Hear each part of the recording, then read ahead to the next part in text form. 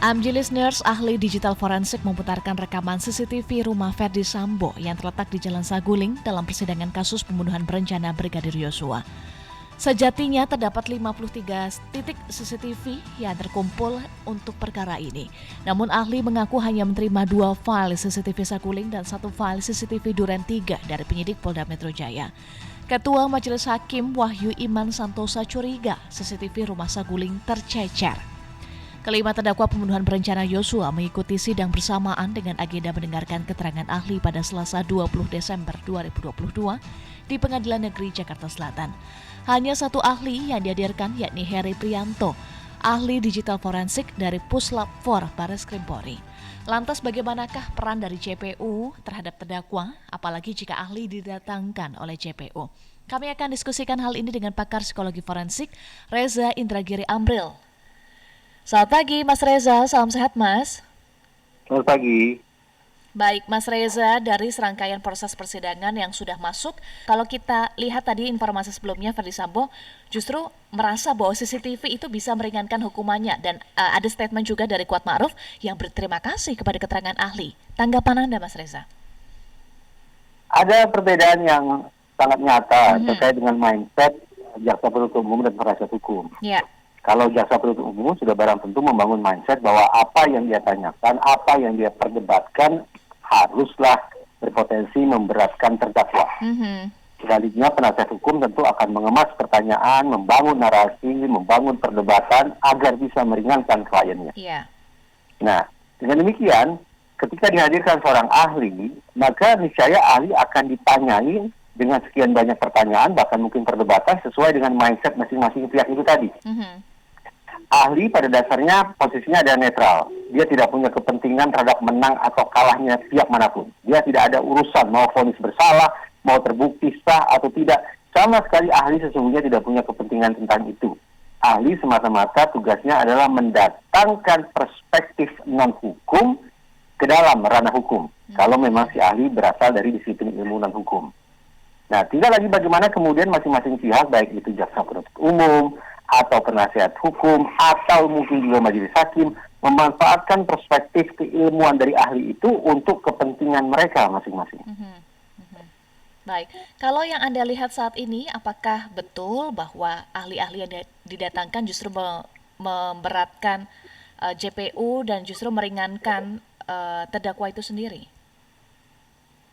Ketika seorang ahli didatangkan oleh jaksa penuntut umum, maka hitung-hitungan di atas kertas tentu jaksa penuntut umum berpandangan bahwa hak ahli ini akan menguntungkan posisinya, yaitu sekali lagi memberatkan terdakwa. Yeah.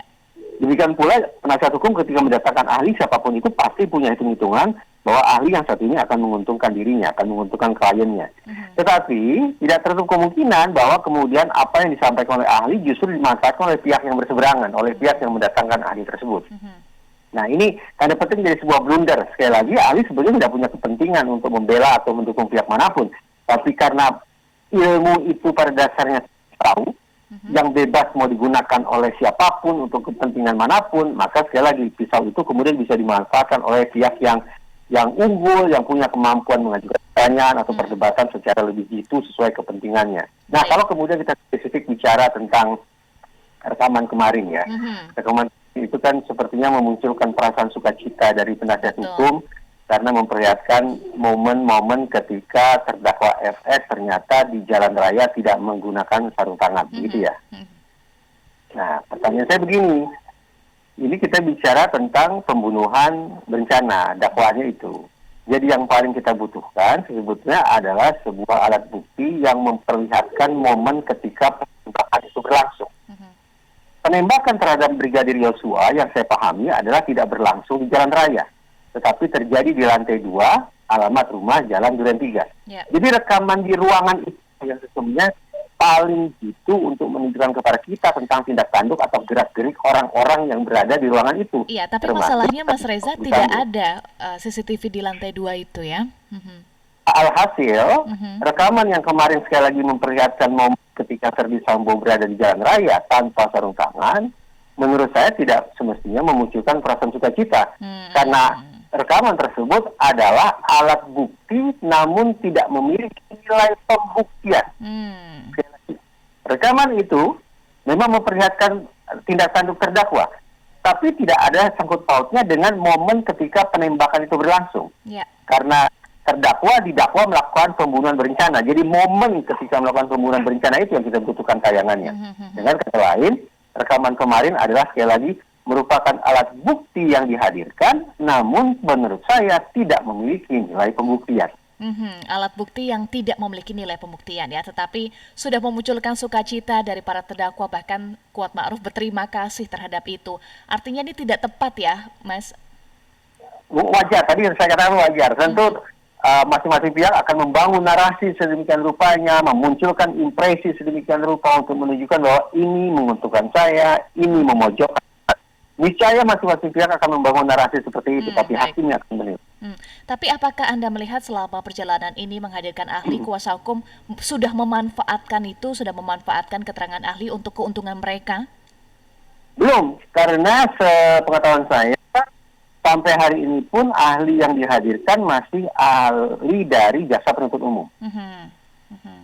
Yaitu kalau tidak salah pemeriksaan terhadap ahli dari disiplin psikologi forensik ya, kalau tidak salah. Nah, itu juga dihadirkan oleh jaksa penuntut umum. Nah, sekali lagi, semestinya karena dihadirkan oleh jaksa penuntut umum, maka jaksa penuntut umum punya kalkulasi yang akan menguntungkan mereka dan merugikan pihak terdakwa. Tapi kita lihat saja bagaimana pemanfaatan ahli itu akan berlangsung.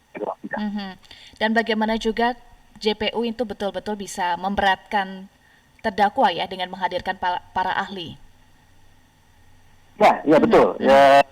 Lain tak bukan itu yang harus mereka lakukan. Mereka harus memastikan bahwa posisi ahli yang mereka datangkan akan menguntungkan mereka. Baik, Mas Reza, saya juga baca tulisan Mas Reza ya. Mas Reza menyoroti bagaimana ahli atau bagaimana perjalanan sidang ini juga tidak langsung fokus begitu ya, fokusnya adalah sebetulnya motif pembunuhan berencana, tetapi yang digali adalah soal kekerasan seksual begitu. Nah, bisa digambarkan apa yang Mas Reza soroti soal ini, karena fokusnya sebetulnya pembunuhan berencana, tetapi beberapa kali persidangan ini membahas soal kekerasan seksual. Ini tak lain tak bukan dikarenakan SS dan PC berulang kali mengangkat narasi dalam kurung pembelaan diri bahwa ada aksi pendahuluan sebelum pembunuhan itu berlangsung. Aksi pendahuluan itu adalah apa yang mereka klaim sebagai perkosaan yang dilakukan oleh mendiang Brigadir Yosua terhadap PC. Bukan lagi pelecehan seksual istilah yang mereka pakai, tapi sudah sangat spesifik, sangat berat, yaitu pemerkosaan. Nah, mari kita kemudian kita buka undang-undang tindak pidana kekerasan seksual. Sekali lagi, walaupun ini sesungguhnya bukan bukan perkara tentang kejahatan seksual, perkara tentang pembunuhan berencana, tapi apa boleh buat karena narasi tentang kejahatan seksual itu diangkat, maka kita harus buka undang-undang tindak pidana kekerasan seksual.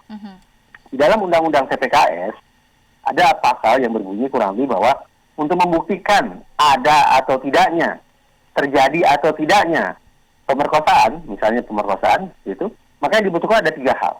Pertama, keterangan saksi dan atau korban. Yang kedua adalah alat bukti lainnya.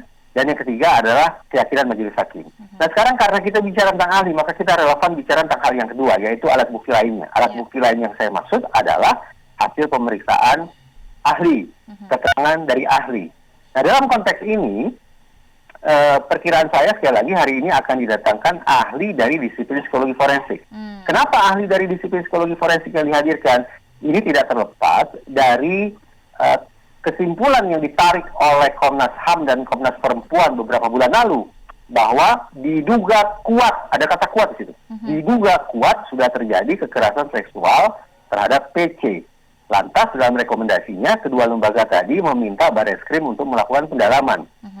Dengan rekomendasi sedemikian rupa, Mabes Polri lantas berinisiatif melibatkan APSIFOR, Asosiasi Psikologi Forensik, untuk melaksanakan rekomendasi Komnas HAM dan Komnas Perempuan terkait dengan kekerasan seksualnya. Jadi bukan terkait dengan pembunuhan berencananya, tetapi terkait dengan kekerasan seksualnya.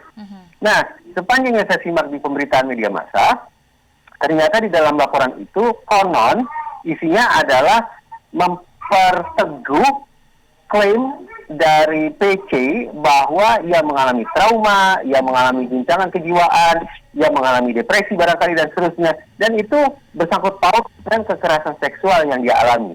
Nah, disinilah titik paradoksnya. Titik paradoksnya adalah jaksa penuntut umum menghadirkan ahli yang tadi saya katakan semestinya menguntungkan jaksa sendiri. Yeah. Tetapi tidak terlalu kemungkinan ahli yang didatangkan oleh jaksa hari ini justru akan bisa merugikan posisi jaksa. Karena hasil kerja ahli yang nanti akan disodorkan ke majelis hakim adalah simpulan yang memperteguh klaim PC sendiri. Oke, jadi apakah harus ada strategi tertentu, misalnya sudah pasti atau kemungkinan ya tadi Mas Reza sampaikan ahli psikologi forensik akan dihadirkan. Apakah ada strategi tertentu yang bisa dilakukan agar tidak merugikan posisi jaksa? Lazimnya ketika satu pihak merasa tidak puas dengan ahli yang dihadirkan di ruang sidang, maka pihak yang tidak puas tersebut akan menghadirkan ahli tandingan. Tapi itu tidak mungkin dilakukan. Karena tadi saya katakan bahwa ahli yang didatangkan hari ini adalah ahli yang dihadirkan oleh jaksa. Kalau dianggap ahli ini merugikan jaksa, lantas siapa yang harus mendatangkannya? Mendatangkan ahli tandingannya? Penasihat hukum. Ya tidak mungkin, karena penasihat hukum justru barangkali merasa diuntungkan oleh ahli yang notabene didatangkan oleh jaksa. Nah itu strategi itu tidak bisa dilakukan. Yang kedua adalah bagaimana kemudian jaksa penuntut umum bisa terus-menerus mengingatkan semua pihak, lebih-lebih lagi majelis hakim, bahwa ini pokok perkaranya bukan tentang kekerasan seksual. Kekerasan seksual adalah isu sampingan. Dengan kata lain, dalam alokasi waktu misalnya 1 jam, 60 menit, maka semestinya pertanyaan tentang atau pendalaman tentang pembunuhan berencana, porsi waktunya jauh lebih banyak daripada pertanyaan-pertanyaan tentang kekerasan seksual. Ringkasnya, bagaimana jaksa penuntut umum bisa tanda petik meluruskan jalannya persidangan, meluruskan proses pemeriksaan terhadap ahli, bahwa sekali lagi ahli dihadirkan sesungguhnya untuk melakukan pendalaman terkait dengan dakwaan pembunuhan berencana. Bukan tentang kekerasan seksual sebagaimana yang diklaim oleh PC dan FS.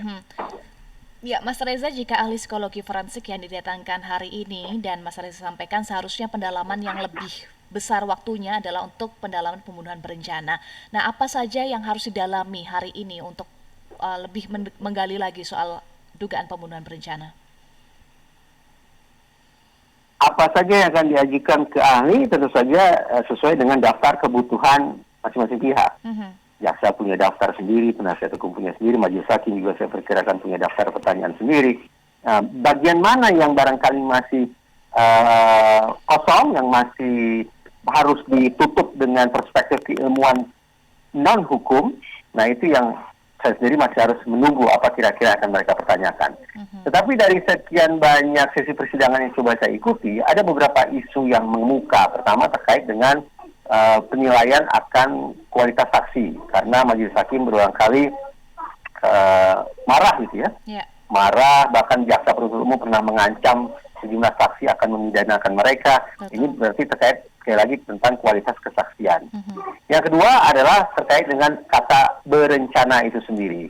Bagaimana kemudian psikologi bisa berbagi wawasan tentang pemaknaan berencana dalam sebuah situasi kejahatan. Bukan berencana secara umum, berencana mau wisata, berencana mau ke rumah keluarga, bukan. Tapi perencanaan spesifik dalam konteks kejahatan itu seperti apa. Itu isu yang kedua. Yang ketiga, bagaimana kita bisa memahami relasi antara personil polisi yang berpangkat tinggi dengan personil polisi yang berpangkat rendah dan pengaruhnya terhadap pemunculan perilaku kejahatan tertentu. Itu beberapa isu menonjol yang saya pikir yang mudah-mudahan akan bisa dihadirkan oleh ahli psikologi forensik. Sekali lagi, supaya semua pihak, lebih-lebih majelis hakim mendapatkan pencerahan yang signifikan terkait dengan dakwaan, yaitu pembunuhan berencana, bukan tentang kekerasan seksualnya. Jadi harus fokus ke dugaan pembunuhan berencana ya, dan isu-isu soal penilaian kualitas saksi, kemudian kata berencana itu, dan juga relasi kuasa.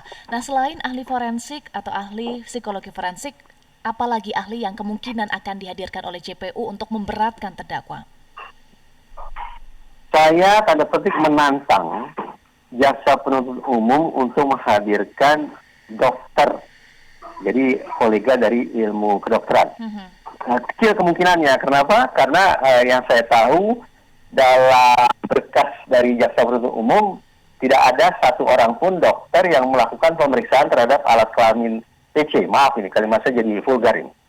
Kenapa saya mendorong didatangkan dokter untuk bisa memberikan keterangan di ruang sidang ini? Karena tak lain tak bukan ya karena PC dan FS mengklaim bahwa PC sudah mengalami pemerkosaan.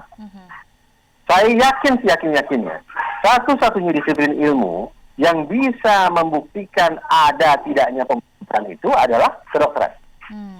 Saya katakan demikian karena mari kita buka KUHP. Definisi pemerkosaan adanya di dalam KUHP. Ringkasnya, di dalam KUHP pemerkosaan dimaknai sebagai aktivitas fisik, aktivitas alat kelamin. Nah, ilmu apakah yang berkutat pada pemeriksaan aktivitas fisik itu, berkutat pada organ atau alat kelamin itu, ya tadi saya katakan adalah ilmu kedokteran. Nah, kalau bisa didatangkan dokter, kemudian bisa dipastikan bahwa PC memang mengalami pemerkosaan, maka jalannya persidangan akan, menurut saya, akan bisa berbalik 180 derajat. Ya, tetapi sebaliknya, kalau ternyata tidak ada satu orang pun dokter dan tidak ada satupun hasil visum yang bisa menyimpulkan bahwa PC diperkosa atau tidak diperkosa, maka menurut saya klaim yang terus-menerus dikumandangkan oleh PC dan SS akan relatif mudah sekali dipatahkan. Klaim bahwa PC sudah diperkosa, lebih-lebih lagi diperkosa oleh mendiang Brigadir Yosua, tampaknya akan sangat-sangat sulit untuk bisa meyakinkan majelis hakim. Dan sejauh ini juga tidak ada visum. Apakah Anda juga mempertanyakan itu? Itu salah satu pertanyaan saya ketika mencoba memahami klaim PC dan FS adalah terkait itu.